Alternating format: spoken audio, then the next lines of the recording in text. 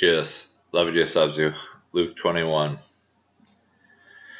Jesus looked up and saw the rich putting their gifts into the offering box, and he saw a poor widow put in 2 small copper coins. And he said, "Truly, I tell you, this poor widow has put in more than all of them, for they all contributed out of their abundance, but she out of her poverty put in all she had to live on." And while some were speaking of the temple, how it was adorned with noble stones and offerings, he said, "As for these things that you see, the days will come when there will not be left here one stone upon another that will not be thrown down."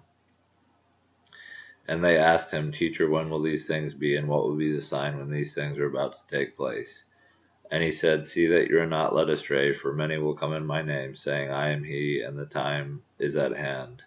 Do not go after them, and when you hear of wars and tumults, do not be terrified, for these things must take place first, but the end will not be at once." Then he said to them, "Nation will rise against nation, and kingdom against kingdom. There will be great earthquakes in various places, famines and pestilences, and there will be terrors and great signs from heaven. But before all this, they will lay their hands on you and persecute you, delivering you up to the synagogues and prisons, and you will be brought before kings and governors for my name's sake. This will be your opportunity to bear witness. Settle it therefore in your minds not to meditate beforehand how to answer, for I will give you a mouth and wisdom, which none of your adversaries will be able to withstand or contradict. You will be delivered up even by parents and brothers and relatives and friends, and some of you they will put to death. You will be hated by all for my name's sake, but not a hair of your head will perish. By your endurance you will gain your lives." But when you see Jerusalem surrounded by armies, and know that its desolation has come near, then let those who are in Judea flee to the mountains, and let those who are inside the city depart, and let not those who are out in the country enter it. For these are the days of vengeance, to fulfill all that is written. Alas for women who are pregnant, and for those who are nursing infants in those days. For there will be great distress upon the earth, and wrath against this people. They will fall by the edge of the sword, and be led captive among all nations, and Jerusalem will be trampled underfoot by the Gentiles until the times of the Gentiles are fulfilled.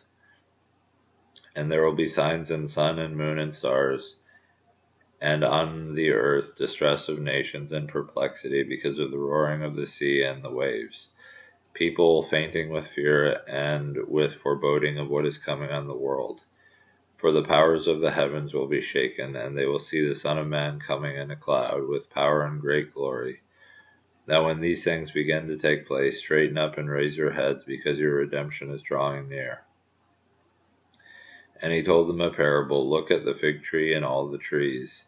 As soon as they come out in leaf, you see for yourselves, and know that the summer is already near.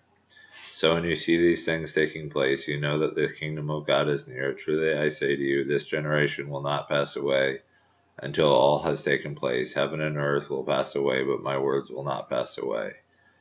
But watch yourselves, lest your hearts be weighed down with dissipation and drunkenness, and cares of this life, and that day come upon you suddenly like a trap. For it will come upon all who dwell on the face of the whole earth. But stay awake at all times, praying that you may have strength to escape all these things that are going to take place, and to stand before the Son of Man.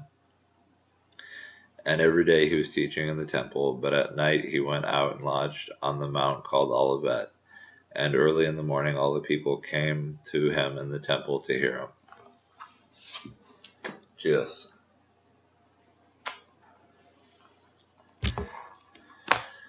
Love you, Jesus loves you.